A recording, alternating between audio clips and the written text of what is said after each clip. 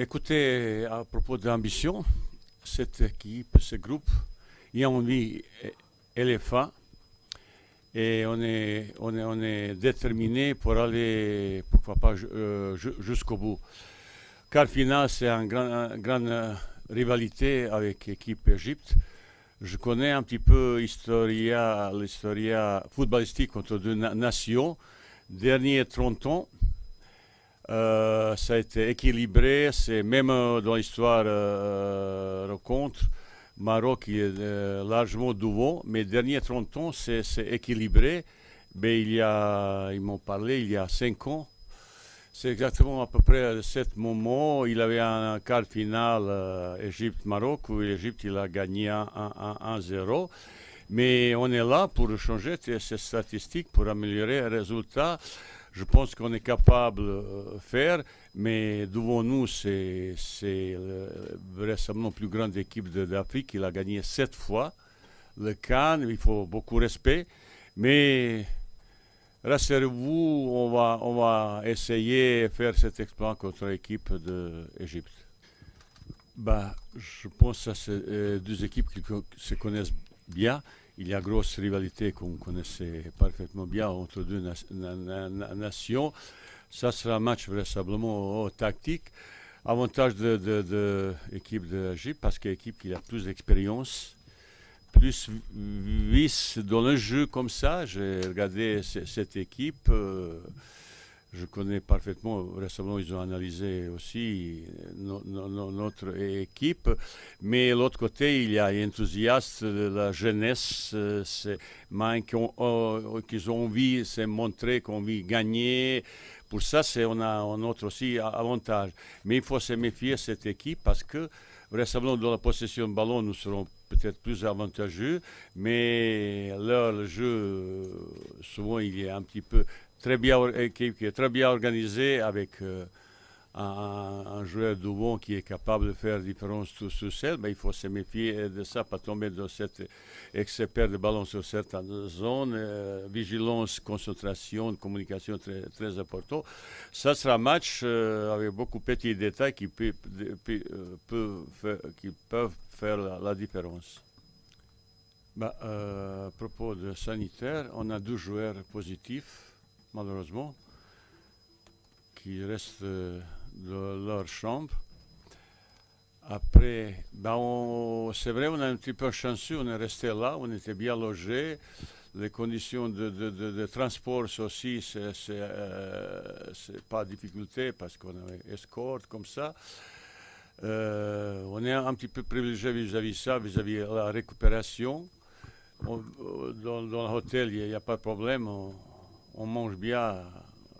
Et le terrain principal, il est bien. Il est bien. Je suis très content. Un petit peu un terrain annexe, pas autant de qualité, mais le terrain où on joue, c'est vraiment de bonne qualité. On ne peut pas se plaindre. C'est vrai, ça sera une bataille tactique où l'équipe d'Égypte, il a un petit peu avantage d'expérience, ils sont toujours bien organisés, les joueurs qu'ils ont vécu déjà pas mal de choses. Notre inexpérience peut-être une faiblesse, mais de l'autre côté aussi, ça peut être la qualité parce qu'ils ont envie de montrer quelque chose. Et chaque fois, vous avez vu chaque match, on a déjà 2 fois renversé le score, on était mené. Ça montre un bon moral, mes joueurs. Et quand ils ont vexé, ils sont encore plus forts. C'est vrai, efficacité. Mais je pense que quand j'ai analysé un petit peu tout ça, c'est vraiment l'équipe qui a créé plus d'occasions pour marquer. Efficacité, il n'est pas à ce niveau, mais je pense que notre attaquant, ils vont être encore plus efficaces prochainement parce qu'aujourd'hui, demain, il n'y aura pas autant d'occasions qu'on a créées la dernière fois. Peut-être il y a certains, il faut être réaliste, présent et marquer chaque fois qu'il est possible. Moi, j'essaie d'être quelqu'un d'optimiste dans la vie. Je préfère voir le verre à moitié plein plutôt qu'à moitié vide. On a cette chance de pouvoir se créer beaucoup d'occasions. On est l'équipe, je pense, durant cette CAN qui s'est créé le plus d'occasions. Donc c'est aussi un atout. Après, c'est vrai que voilà, durant ces grands matchs et ces grands rendez-vous, ça se joue à des détails. Il va falloir faire mieux au niveau de la finition, mais plus important dans le foot, c'est de se créer les occasions et les buts vont venir tout seuls, Inch'Allah. Bah, il est sur la liste, mais on a aussi Bouffal qui est pas mal non plus. Comme ça, vous savez, il y a de concurrence. Il y a concurrence vis-à-vis de ça, surtout sur le plan d'attaque. On a trop doublé les postes parce qu'à cause au départ, on est arrivé avec trois buteurs principaux de notre équipe. Ils sont blessés ou malades. Bah, pour ça, j'ai amené un petit peu plus côté offensif. Et de temps en temps, la concurrence, c'est pas qu'il est mauvais, mais il ne peut pas parce qu'il y a Bouffal, il y a Maé, il y a le joueur qui sont un petit peu plus avantageux, qui a un petit peu plus donné, qu'ils ont eu occasion quand ils ont joué. C'est-à-dire c'est juste un choix de concurrence qui est un petit peu de temps en temps difficile, mais demain, si je besoin à lui, il n'y a aucun problème. Ils sont bien au traitement. Ils sont très bien au traitement, ouais. Bah après, au niveau tactique, ça serait bête de vous donner les tactiques du coach devant tout le monde. Et non, pour répondre à votre question, ça c'est entre nous et on va pas donner des consignes tactiques ici. Chaque match, il a sa préparation et chaque fois, dans ma préparation personnelle, chaque joueur, il sait parfaitement bien. Lui, par exemple, il sait quel est son rôle défensif, quel est son surtout principal rôle offensif. Chacun il sait parfaitement bien qu'est-ce qu'il va faire. Après, c'est leur talent qui ne veut pas dire chaque action tu fais ça, tu fais ça. Ben non. Mais principe, consigne qu'on leur donnait, tu appostes là, j'attends ça, j'attends ça. Défensivement, c'est ça, c'est ça. Ça veut dire chaque joueur de mon équipe, il a une explication qu'est-ce que j'attends de lui pour ce match, individuellement et après collectivement. Parce qu'il y a un rendez-vous individuel, après il y a un rendez-vous collectif. Et chacun sait parfaitement bien quel est son rôle. Il y a 10 plus son 11e gardien. Il sait parfaitement bien chacun de son rôle. Merci de m'avoir rappelé tous les souvenirs durant ces mauvais souvenirs. Non, plus sérieusement, comme je vais me répéter, mais comme je l'ai dit auparavant, je suis plutôt quelqu'un d'optimiste. Je préfère regarder devant moi plutôt que derrière. Et aujourd'hui, on a fait une bonne Coupe d'Afrique, mais il n'y a pas de pression particulière. Le plus important, c'est de se donner à fond, de tout faire pour pouvoir réussir. Après, on ne maîtrise pas tout, mais le plus important, c'est de ne pas avoir de regrets. Et dans mon cas, moi, je fais tout en œuvre pour ne pas avoir de regrets et donner le maximum de moi-même. Bon, à propos de ça, là, je pense que ce joueur, surtout dernier 2-3 mois l'an précédent, récemment, c'était le meilleur joueur du monde. Il était vraiment inératable dans son club. Bien sûr qu'on a analysé, montré à vidéo toutes les choses, qualité. On a préparé un petit peu de tactique aussi pour surveillance particulière pour ce joueur fantastique. Bah, on va essayer de bloquer sur ses qualités ou Adam ou quelqu'un d'autre parce qu'un joueur tout seul peut-être besoin de temps en temps d'aide. À côté, on a travaillé, on a préparé, voir les choses. Comment on peut un petit peu gêner de que son talent s'exprime de ce match comme ça. C'est un joueur fantastique, mais on a, je pense, aussi le joueur capable un petit peu arrêter et bloquer de ses actions. Comme je vous l'ai dit, il n'y a pas de pression particulière à avoir. Peut-être que l'attente est plus importante due à mes performances, mais ça va pas faire de moi un homme différent, un joueur différent. Je vais jouer mon jeu, je vais faire ce que je sais faire le plus et le mieux. Et voilà, il n'y a pas de pression à avoir.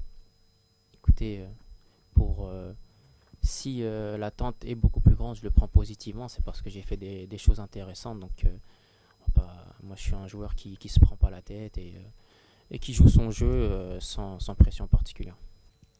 Mais écoutez, Yassine Bounou, pour moi, c'est un des meilleurs gardiens d'Europe. Qu'est-ce qu'il a montré depuis 2 ans, équipe de Séville, c'est top de top. Et un but qu'il a marqué, le joueur de Malawi, c'est un but fantastique. Même s'il était sur la ligne, il ne pouvait rien faire parce que après, il a trouvé Lucan sur 35 mètres. Ça, c'est vrai, c'est un moment, une fois de sa vie qu'il peut marquer ce but. Bah, malheureusement, heureusement pour eux, malheureusement pour nous, il est arrivé. Même n'importe quel gardien du monde, il ne pouvait pas arrêter ce but. C'était vraiment un but fantastique de loin. Le ballon, il a flotté un petit peu extérieur, et il a entré, il a un parabole un petit peu entrant comme ça, et avec une petite lobe trajectoire, c'est presque impossible. Heureusement, lui, il a un petit peu touché. Parce qu'il a 1,95 m, comme ça, il a un petit peu touché. S'il attendait cette frappe, parce que personne n'a, parce que ce joueur, vous savez, regardez, il était entre notre 3 joueurs qui ont été en train de le presser sur lui, mais il a réussi à frapper. Il avait une frappe fantastique. Bah, on marque une fois ça dans sa vie, une fois comme ça. C'est peut-être un des plus beaux buts de compétition. C'est 35 mètres, je ne sais pas. Il a, 40, vous voyez, ça peut arriver, c'est vraiment un but fantastique, il faut le féliciter. Je ne pense pas qu'il fait. Il était vexé un petit peu, il m'a parlé, il a mal, parce qu'il est un petit peu vexé. On ne prend pas de but, mais quand on prend beaucoup de but, il faut féliciter l'adversaire comme ça. C'est tout. Heureusement, à notre côté, on a marqué pas mal non plus aussi, il est beau. Hein. Vous craignez ça? Mais où je suis un petit peu fâché vis-à-vis de mes joueurs, ils frappent pas toujours. Et dans la semaine, on travaille toujours, frappe comme ça, mais ils ne frappent jamais. Il faut entrer dans la ligne, pas mettre sur la ligne. Voilà, je suis un petit peu. Je dis, mais pourquoi on fait frappe? C'est pas la peine. Hein. Après, dans chaque équipe, il y a de bons frappés. Il faut tenter quand il n'y a pas d'autre solution. Pourquoi pas frapper? Chez Égyptiens, je connais quelques joueurs qui sont capables de bien frapper, ils frappent beaucoup plus souvent comme nous. Et je fais confiance totale à notre gardien Yacine. Yes, of course. Of course, I'm confident. Because if we are not confident, we will not play, you know. Sometimes on the game, you concede a goal, and if you concede the goal, the game is not finished. You need to try and to believe in our quality. And the most important is to be strong mentally. And we prove with Gabon, with the game against Gabon and the game against Malawi, that we are strong mentally and we are ready to fight. Écoutez, je sais, c'est grand match entre deux équipes d'Arabes où la rivalité existe depuis pas mal de temps. Je connais un petit peu, les gens m'ont parlé, un petit peu ces histoires de rencontres comme ça. Ça sera un bon match demain aussi. Je sais que deux équipes espéraient gagner. On va faire tout pour faire plaisir à notre supporter, tout le Maroc, parce que la nation de Maroc, il attend de nous qu'on fasse cette victoire. Et les garçons, ils ont compris tout ça, qui maintenant c'est le moment où il ne faut pas lâcher, il faut accélérer encore plus, parce que c'est maintenant on commence à voir vraiment l'adversaire qui peut nous donner opportunité pour grandir dans notre progression. C'est une montagne énorme devant nous pour escalader. Il faut souffrance, solidarité, le sacrifice comme ça. Mais comme dit tout à l'heure Sophia, cette équipe, il a mental, il a cette solidarité, il a bonne relation sociale entre eux. Ils sont capables de faire cet exploit et je fais confiance. Je fais tout mon côté préparer une meilleure tactique possible. C'est une stratégie, vous savez, ça peut avoir 120 minutes, ça peut penalty, tout ça. Il faut savoir aussi le préparer un type de match comme ça, avec beaucoup de précision, beaucoup de petits détails. Et je peux vous dire, depuis 3-4 jours, je regardais, je ne sais pas combien dans ma tête.